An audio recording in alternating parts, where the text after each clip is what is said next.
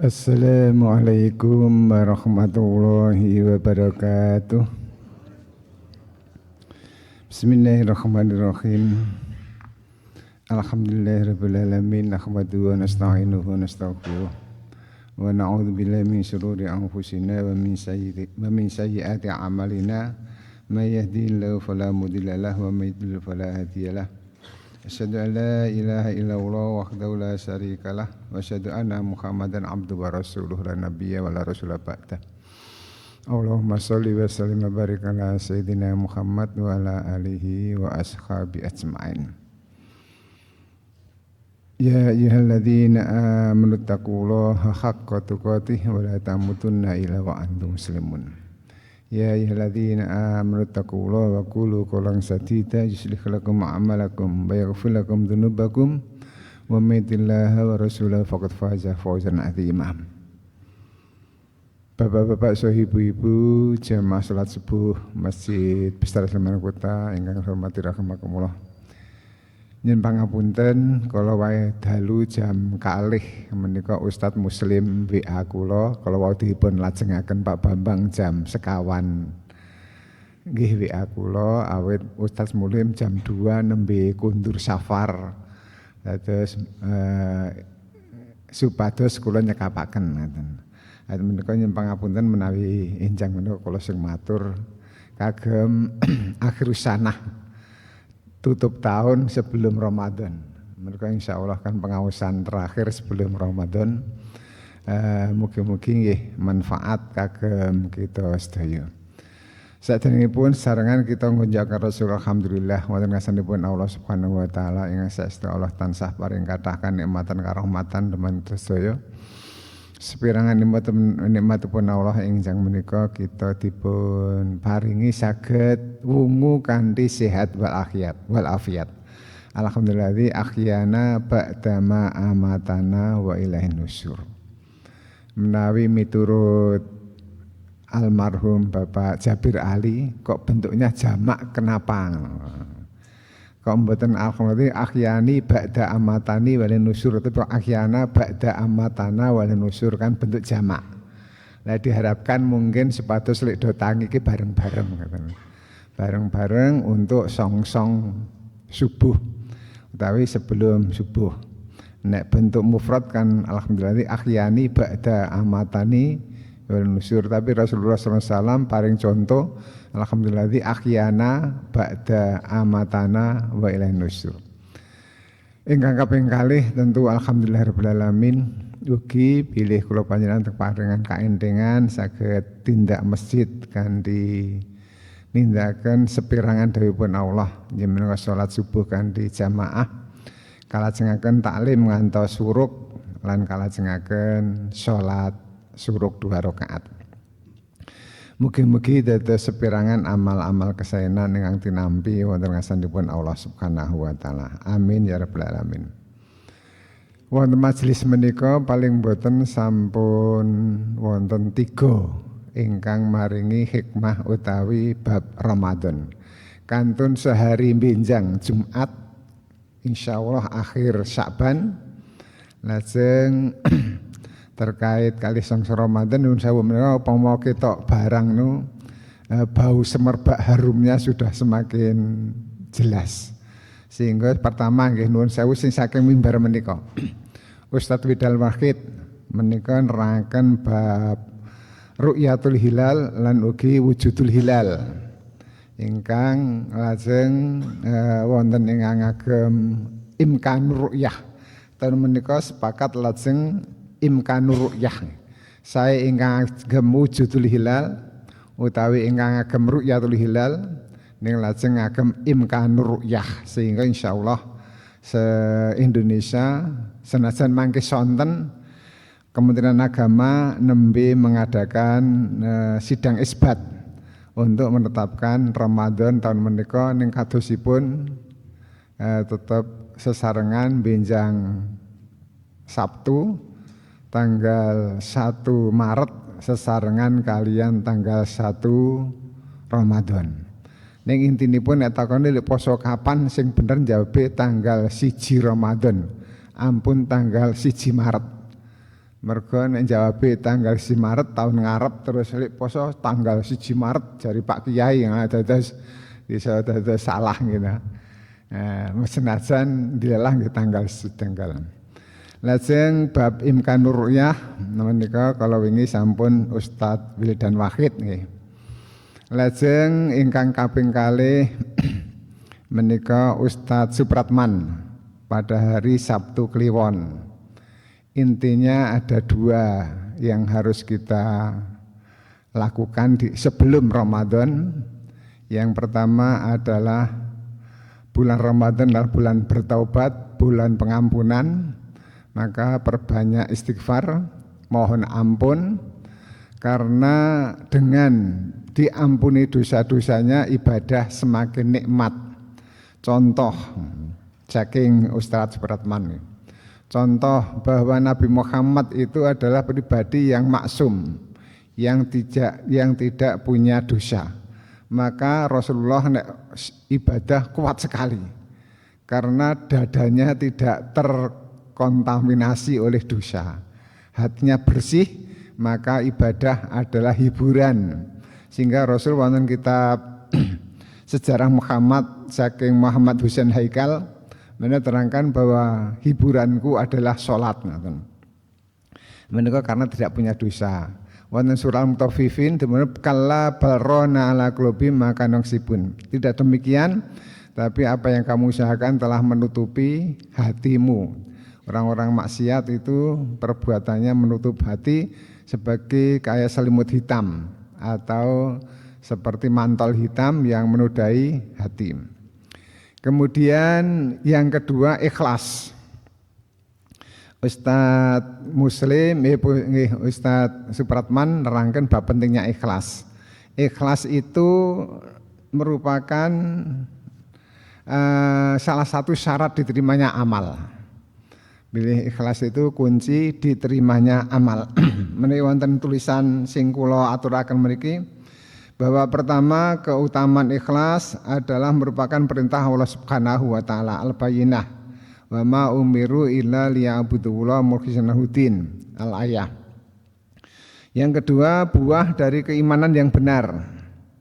Yang ketiga syarat diterimanya amal. Yang keempat parameter kualitas iman seseorang.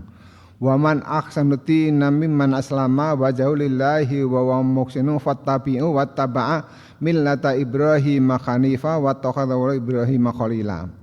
Dan siapakah yang lebih baik agamanya dan daripada orang-orang yang ikhlas menyerahkan dirinya kepada Allah sedang dia pun mengerjakan kebaikan dan ia mengikuti agama Ibrahim yang lurus dan Allah mengambil Ibrahim menjadi kesayangannya. Menika kemudian ikhlas menika benteng yang kuat dari godaan setan.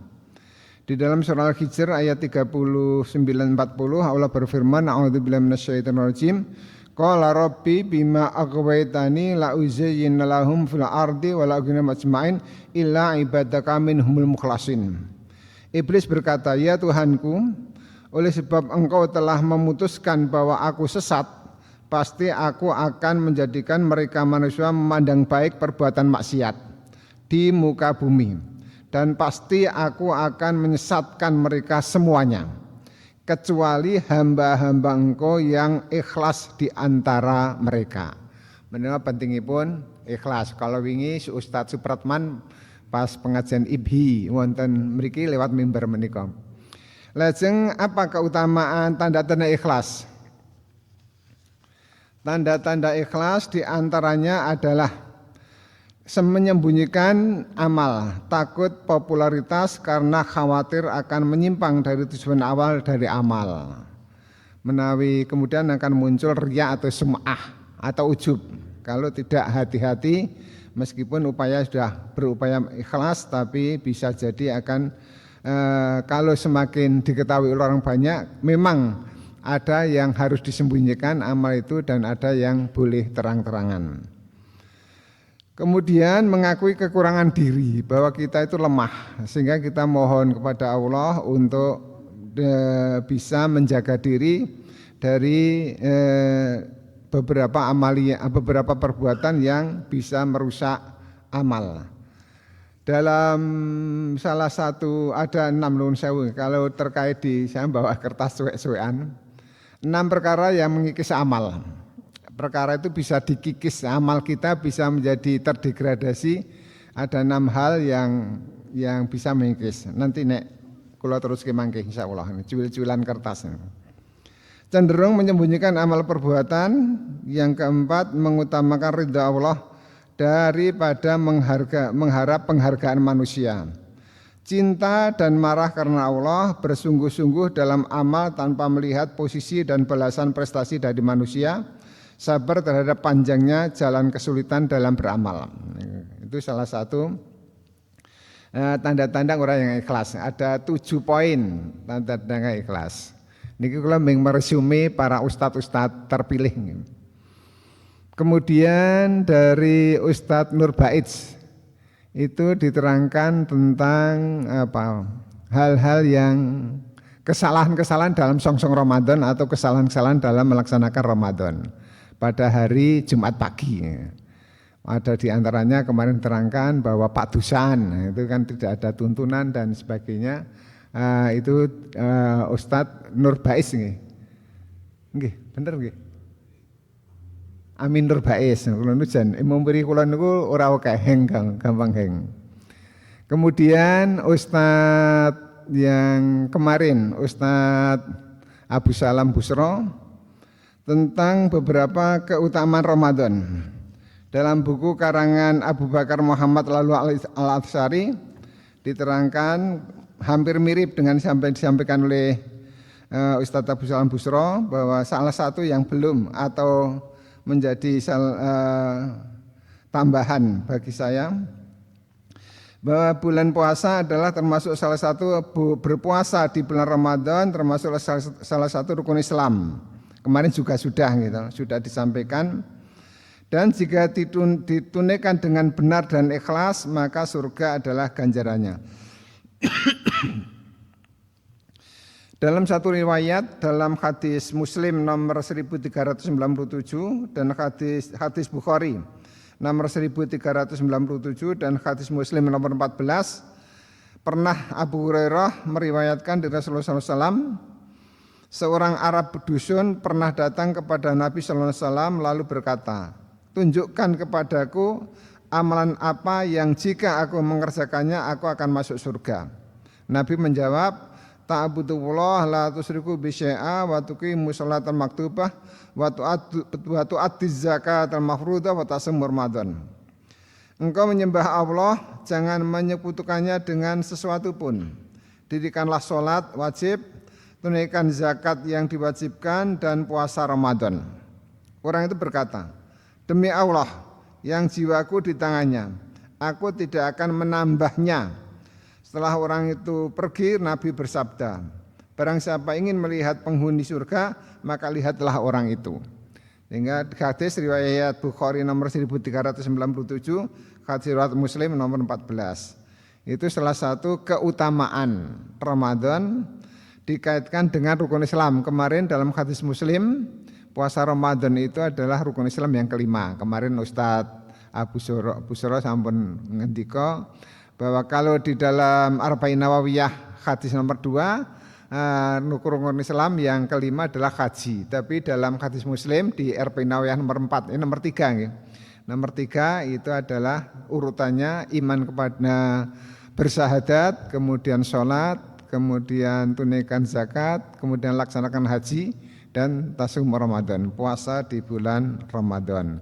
Itu yang disampaikan oleh kemarin. Yang kedua adalah adanya malam keutamaan, malam Lailatul Qadar. Lailatul Qadar khairum min alfi syahr. Bahwa malam kemuliaan itu lebih baik daripada 1000 bulan. Maka kemudian disebutkan innal zalim barokan. Di dalam surat Dukhan ayat 1, inna zalim mubarokan, lailan mubarokan. Bahwa Al-Quran diturunkan di malam yang penuh keberkahan. Nanti berkah itu apa? Berkah itu ziyadatul khair, tambahnya kebaikan-kebaikan.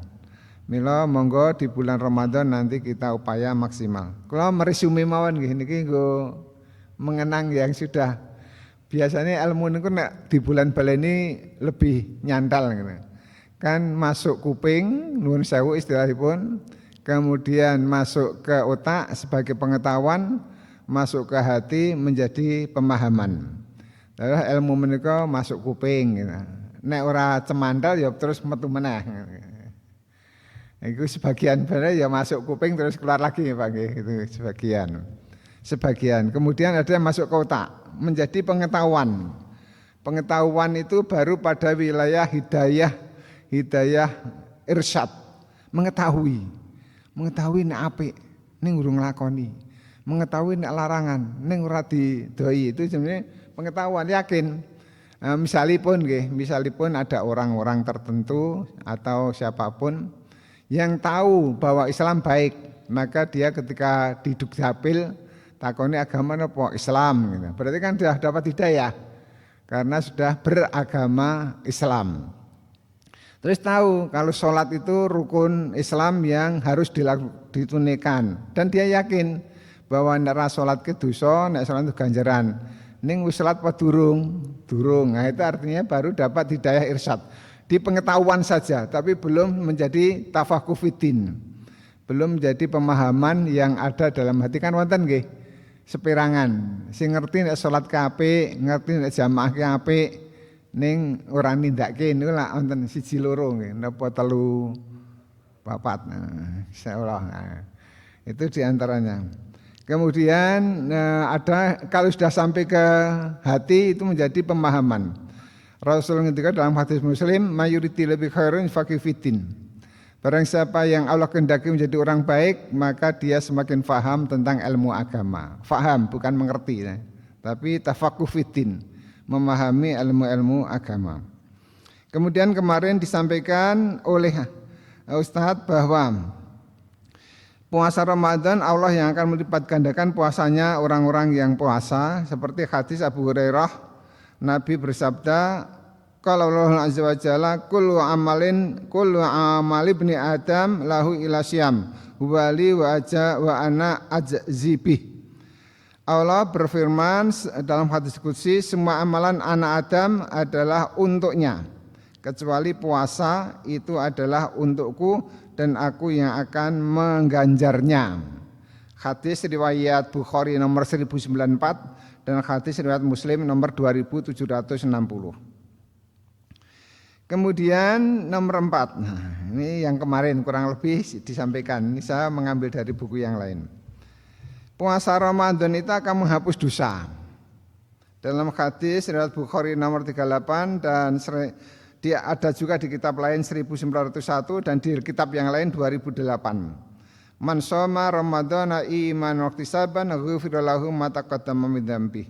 Barang siapa yang berpuasa Ramadan dengan keimanan dan mengharap pahala, maka diampuni dosa-dosanya yang telah lalu. Kemudian kemarin disampaikan as-shalatul khamsu wal jumu'atu ila jumu'ati wa ramadhanu ila ramadhan mukaffarat ma bainahuma idza tanabal kabair. Bahwa antara sholat yang 5, Jumat dengan Jumat, Ramadan dengan Ramadan adalah penghapus dosa, kecuali bagi orang yang melakukan dosa-dosa besar. Cepet-cepetan mau niki wong ming jenengan ngampun mireng wingi. Pun mireng nggih Pak Joko nggih. Pun kari mereview. Kemudian kemarin juga disampaikan. Mungkin jenengan mboten bosen wis ngerti. Mungkin mboten bosen nggih. Bahwa di dalam hadis riwayat Bukhari nomor 1899, riwayat Muslim nomor 1079, Rasul bersabda, "Idza jaa Ramadan futihat abwabul jannah wa ghulliqat abwabun nar wa suffadatis sayatin." Jika Ramadan telah datang, dibukalah pintu-pintu surga dan ditutup pintu-pintu neraka dan setan-setan diikat. Kemarin juga sudah. Nah, hikmahnya apa? Tentu ini pun terangke bahwa kalau tapi sudah setan diikat kok do maksiat gitu, itu karena setane wis ora ngopo-ngopo ning prilakune nempel ning seseorang, bukan jenengan. Seperti nuwun sewu contoh, seseorang yang sebulan makan pete terus, maka ketika berhenti makan pete, bau pete masih terasa. Nah, itu berarti bulan Ramadan diikat setan, tapi 11 bulan bertemu dengan setan terus, maka bau setan masih terasa. Atau perokok. Orang yang merokok pagi, petang, sore rokokan terus, kemudian berhenti merokok, bau nuwun sewu, bau rokoknya masih. Nah 11 bulan bersama setan, setan diingkat, bau setannya masih ada gitu. Mungkin ini cuma ilustrasi mawon.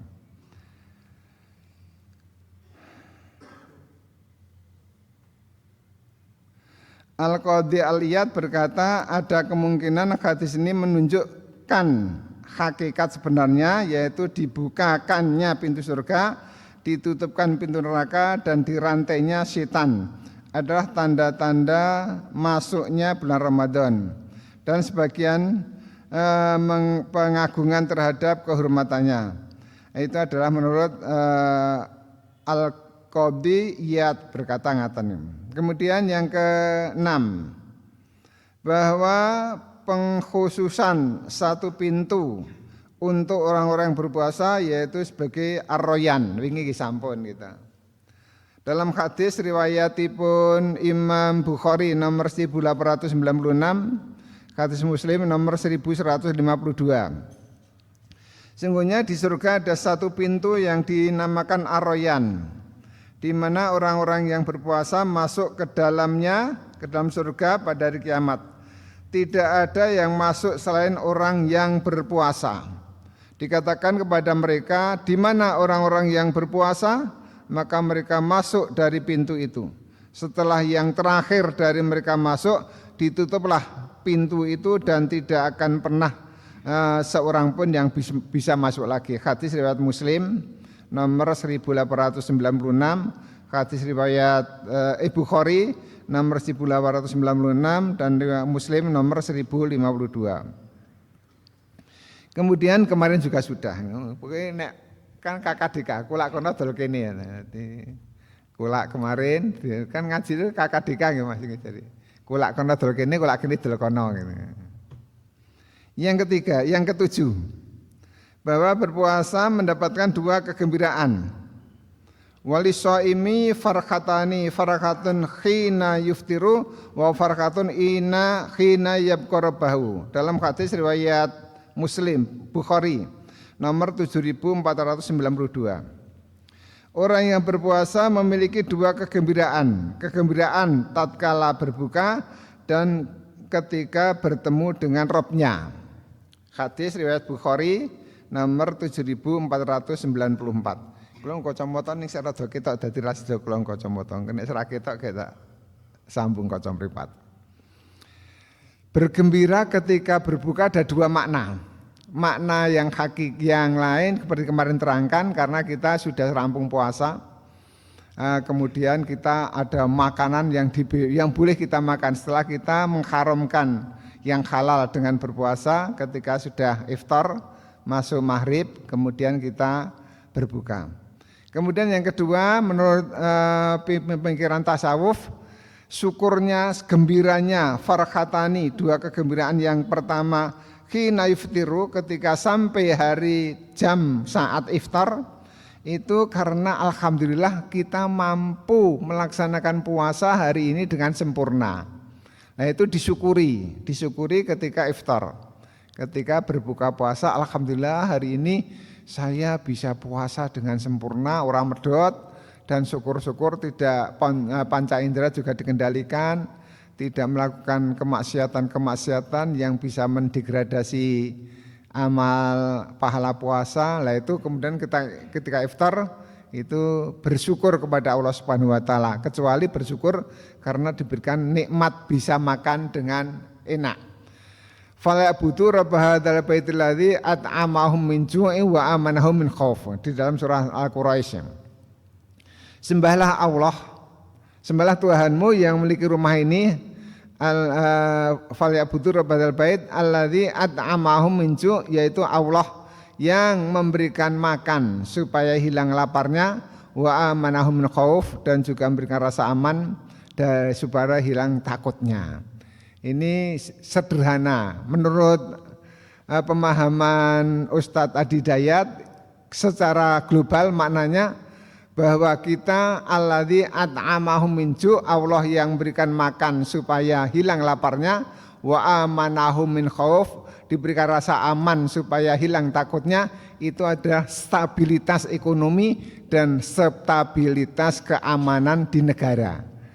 Allah yang memberikan stabilitas ekonomi dalam satu negara sehingga penduduknya tidak ada yang kelaparan. Alladzi at'amahum, jangan sampai mengatakan dalam satu ora presiden akan ora dan sebagainya, tapi sebenarnya yang memberikan makan itu adalah Allah Subhanahu wa taala.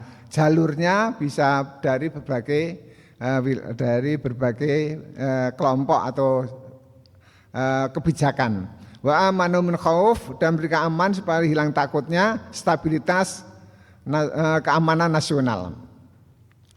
Kemudian banyak ini, gue dengan suruh rampung gitu. Kemudian puasa dapat menjauhkan seorang dengan neraka sejauh 70 tahun perjalanan. Hadis riwayat Bukhari nomor 2840, riwayat Muslim 2769. Man shoma yauman fi sabilillah ba'atallahu wajahu 'anil nari sab'ina kharifan. Barang siapa yang berpuasa sehari di jalan Allah, maka Allah akan menjauhkan wajahnya dari api neraka sejauh 70 tahun perjalanan. Ini adalah hadis riwayat Bukhari nomor 2840, hadis Muslim nomor 2769. Yang kemarin juga disampaikan. Yang ke-9. Umrah di bulan Ramadan adalah pahalanya seperti umrah bersama Nabi. Fa inna umrata fi Ramadan taqdi hajjata ma'i. Sungguhnya umrah di bulan Ramadan seperti haji bersamaku. Hadis Bukhari nomor 1863. Yang terakhir, ini ringkasan. Puasa dan membaca puasa akan memberikan syafaat bagi pelakunya di hari kiamat. Dari Abdullah bin Umar radhiyallahu anhu bahwa Rasul bersabda dalam hadis riwayat Ahmad nomor 6785, Al-Hakim nomor 554, dan mensahihkan hadis ini oleh Az-Zahabi. Puasa dan Al-Quran adalah memberikan syafaat bagi hamba pada hari kiamat. Berkata puasa, ya Rabbku, aku telah menghalanginya dari makan dan syahwat di siang hari, berikanlah aku izin untuk mensyafaatinya.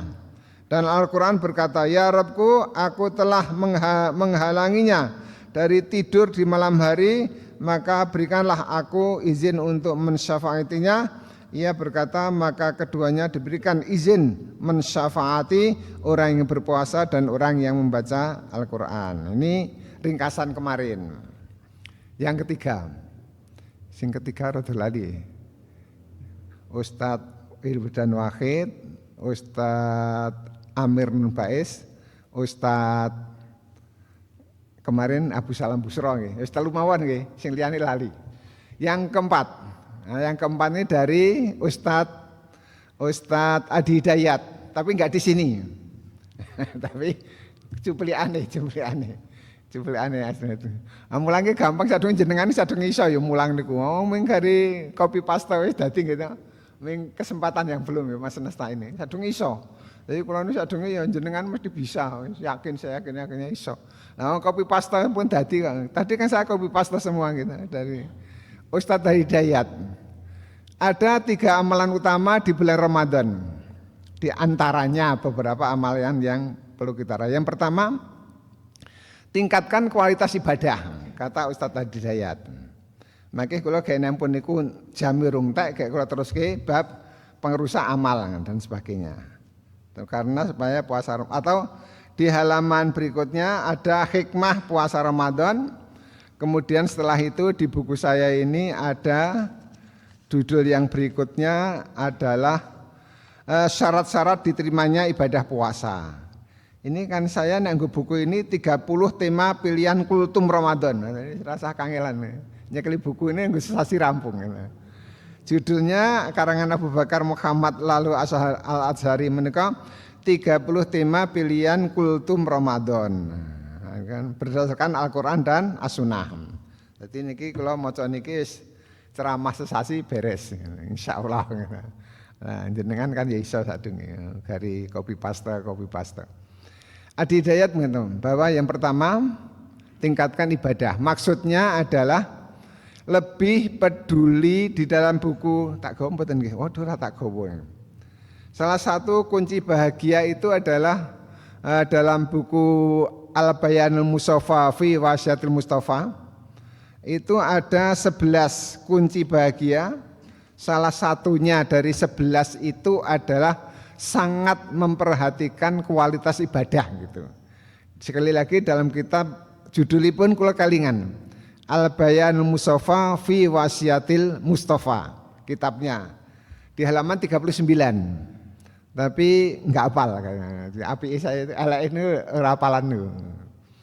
Nah, salah satu dari 11 itu adalah orang yang sangat memperhatikan kualitas ibadah. Nah, Ustaz Hidayat menyampaikan monggo di bulan Ramadan kita tingkatkan kualitas ibadah. Contohnya gini, salah satu yang dicontohkan, sholat.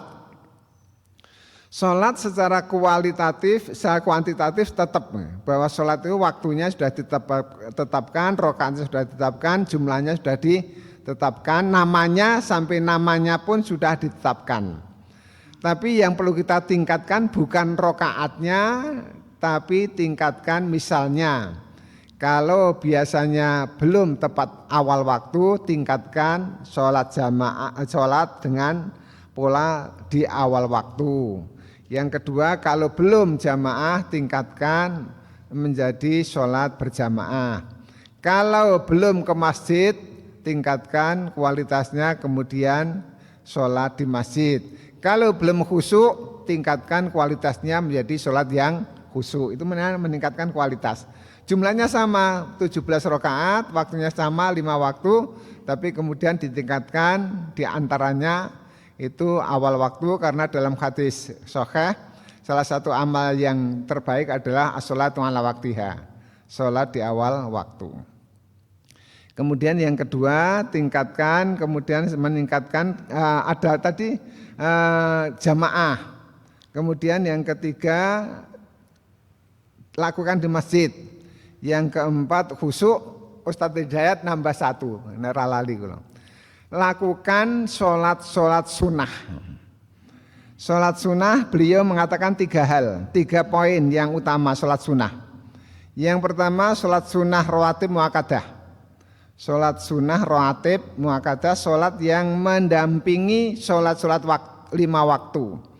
Zuhur sebelum dan sesudahnya, maghrib sesudah maghrib, isya sudah isya, kemudian subuh sebelum subuh. Yang mendampingi sholat wajib yang disebut sebagai sunnah muakkadah itu ada 10 atau 12 rakaat. Zuhur sebelum dan sesudahnya, maghrib sebelum sesudahnya, isya sesudahnya, subuh sebelumnya. Maka kalau jumlah kalau dua semua 10. Tapi kalau zuhurnya ya setelahnya atau sebelumnya 4 rakaat menjadi 12. Itu yang muakkadah. Kalau asar tidak ada yang muakkadah. Boleh sholat sunnah 4 rakaat sebelum sholat asar, tapi bukan muakkad, bukan sholat rawatib muakkadah. Pun. Saniki sing yang kedua, sholat sunat yang kedua, sholat duha. Sholat duha itu ada 3 waktu, kata Adi Hidayat. Yang pertama waktu syuruk. Itu disebut sholat duha di awal waktu. Syaratnya harus jamaah sholat subuh, berzikir di tempat sholat itu sampai terbit matahari. Kemudian setelah sepenggalah sholat 2 rakaat syuruk. Yang demikian dalam hadis Tirmidzi nomor 505 disebutkan bahwa yang demikian itu seperti haji umrah tamatin. Seperti haji dan umroh sempurna. Dalam kitab Taghrib wa Tarhib. Bisa dibuka di Taghrib wa Tarhib. Insya Allah, tapi saya nggak hafal. Memang ciri ini Ustadz tua ini rapalan. Sing nomor-nomor memang nggak hafal. Tapi atau di sini juga ada, tapi dalam beberapa saya lupa. Kemudian sholat duha di pertengahan waktu, yaitu antara jam 8 sampai jam 10. Ketika ada sahabat yang bertanya, ya Rasul, kapan sholat duha terbaik? Rasul menjawab, ketika anak unta sudah kepanasan. Artinya anak unta kalau di gurun sudah merasa panas, itu artinya jam 8 sampai 10, itu terbaik. Jumlahnya 4 rakaat, kata Ustadz Adiyat. Kemudian yang ketiga, sholat duha di akhir waktu, jam 10 sampai menjelang adzan zuhur. Jumlahnya bisa sampai 8 atau 12 rakaat. Itu waktu-waktu sholat duha. Kemudian kita tingkatkan kualitas yang ketiga, sholat malam. Baik sholat taraweh maupun sholat malam yang lain. Karena dalam beberapa riwayat, sholat malam itu tidak dibatasi oleh jumlah. Cicitnya Nabi Muhammad SAW yaitu Zainal Abidin, itu pernah diriwayatkan sholat itu semalam sampai 1000 rakaat gitu. Jadi tidak dibatasi jumlahnya seberapa banyak. Meskipun kalau dari Aisyah radhiyallahu anha itu Rasul selalu sholat itu 11 rakaat, baik di waktu Ramadan maupun di luar Ramadan, jumlahnya 443, itu kalau dari Aisyah. Tapi kalau dari istri yang lain, Maimunah, Ibu Maimunah, itu sholatnya Rasul itu 13 rakaat. Diawali dengan sholat iftitah, kemudian matna, 2, 1. Atau oleh ulama boleh 2, 3, witir. Itu baik dari Aisyah radhiyallahu anha maupun Ibu Siti Maimunah. Nggih, pun niku. Lah monggo nanti Mbah Seliman akan milih, sepertinya akan milih sesuai dengan imamnya, tapi lebih condong kepada 2, 3. Besok diumumkan oleh takmir insyaallah atau oleh ketua panitia Ramadan insyaallah. Kemudian Adi Hidayat menerangkan yang kedua, yaitu bahwa diperintahkan untuk memperbanyak baca Al-Quran, tilawah Al-Quran di bulan Ramadan. Boleh dengan target Ramadan kudu khatam. Ping pinten Pak? Pindho? Ping telu? Ping papat? Popisan? Nah, boleh khatam. Atau target pemahaman, tadabbur juga monggo boleh, tapi tingkatkan kualitas untuk cinta Quran. Tingkatkan kualitas cinta Quran dengan minimal tilawah.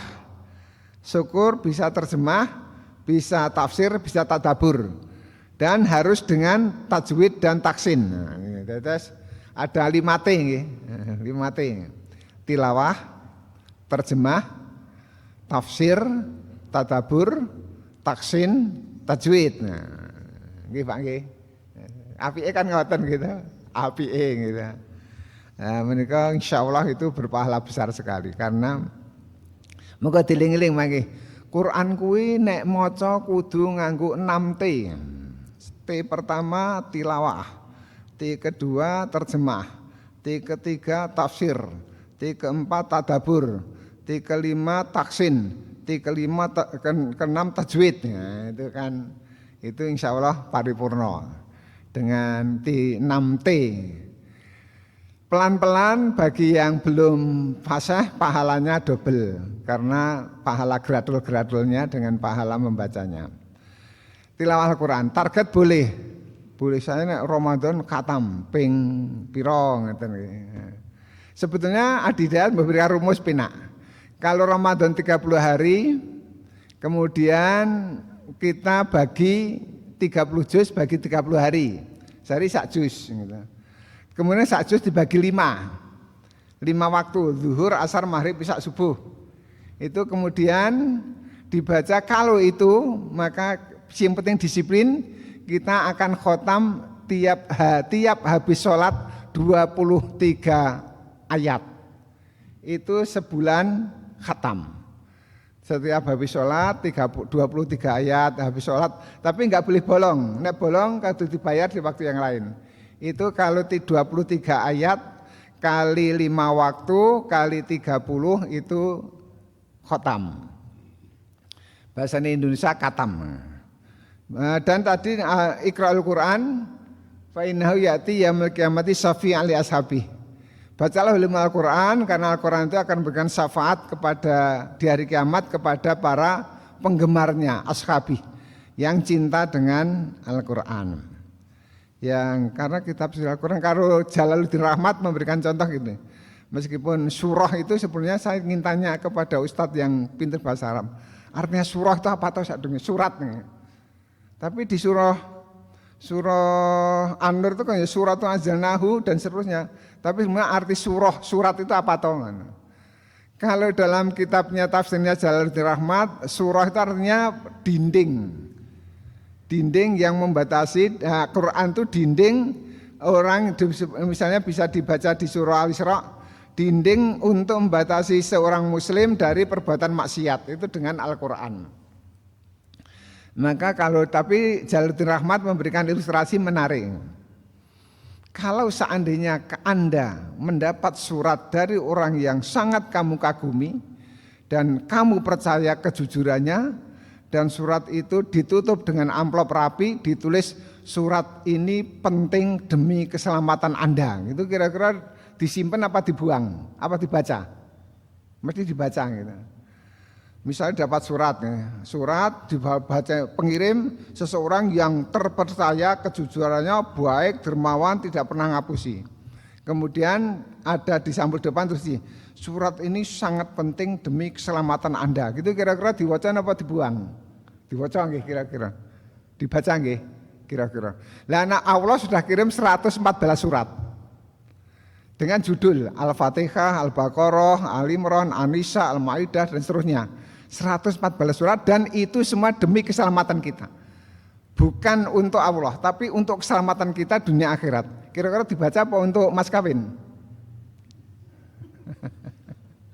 Lah, pertanyaannya kan, lah nek ra maca ya salah dhewe, nek nganti sok tekan akhirat ora bejo niku ya lah wis tak kirim 114 surat. Yang itu semua demi keselamatan Anda. Lah kok maca wae ra gelem.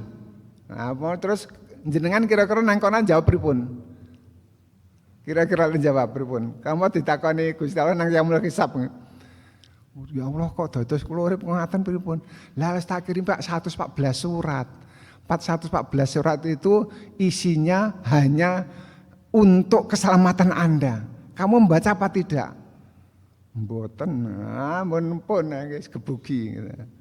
Nah, minimal tilawah membaca, syukur ya tadi terjemah dan sebagainya. Yang terakhir 50 kurang 3 menit. Ustaz Hidayat terakhir. Perbanyak sedekah.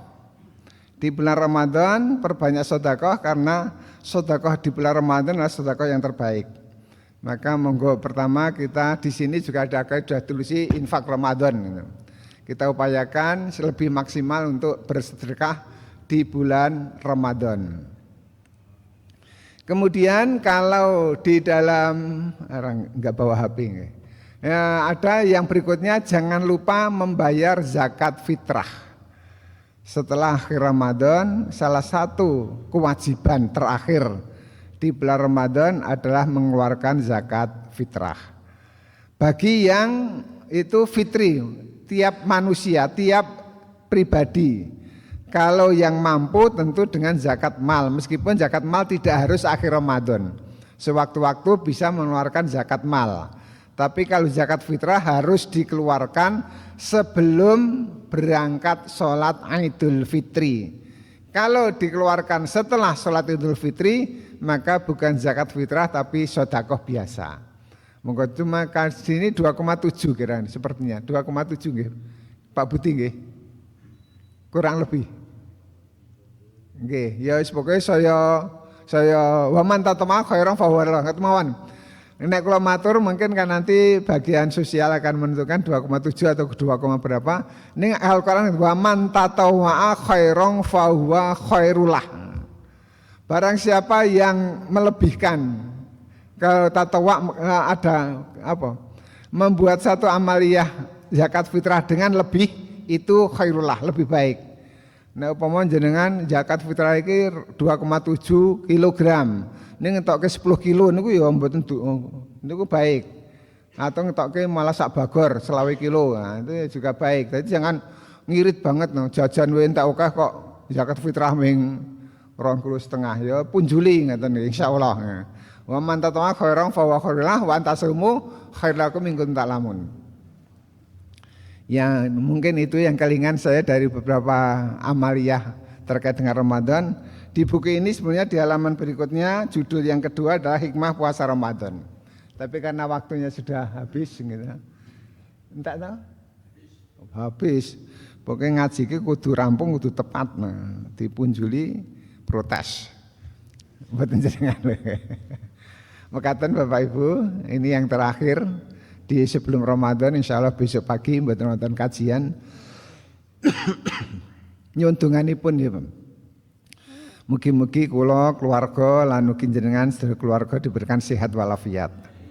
Diberikan kemudahan untuk melaksanakan puasa Ramadan dan dengan satu target Ramadan tahun ini adalah Ramadan terbaik selama kami melaksanakan puasa Ramadan, baik yang sudah berlalu semuanya. Hari ini, tahun ini terbaik, siapa tahu ini adalah Ramadan yang terakhir. Kita enggak tahu. Tapi semoga kita panjang umur dan juga bertemu dengan Ramadan yang akan datang. Sehingga kita dapat sertifikat ghufirallahu ma taqaddama min dzambi, diampuni dosa-dosanya yang telah lalu. Mekaten Bapak Ibu ingkang hormati, ingkang saged kula aturaken nyekapi saking Ustadz Muslim terkait dengan 6 perkara yang mengikis amal, nanti kita bicarakan dalam kesempatan insyaallah. Dan ini ada dari Bapak Kiai Haji Wasim Waskito Sirat, ada materi tentang apa-apa saja yang harus kita lakukan ketika bertemu dengan Ramadan. Ini saya mengkopi dari Bapak Kiai Haji Waskito. Tinggi mboten kula aturke, nek kula aturke tekan jam 7 mangke. Malah do mulih gitu. Termasuk kula. Mekaten Bapak Ibu, sekali lagi dalam setahun kami sering kadang membadali beberapa ustadz atau dalam acara-acara yang lain di forum-forum di MBSK. Kalau ada salah dan khilaf lahir batin nyuwun agung ing Syekh Samudra Pangsami menawi jenengan ana luputipun kula nggih caos pangapunten. Monggo kita akhiri kanthi kafaratul majlis kula dherekaken subhanaka allahumma wa bihamdika asyhadu alla ilaha illa anta astaghfiruka wa atubu ilaik. Alhamdulillahirabbil alamin wa billahi taufiq wal hidayah ila liqa fi amanillah. Wassalamualaikum warahmatullahi wabarakatuh.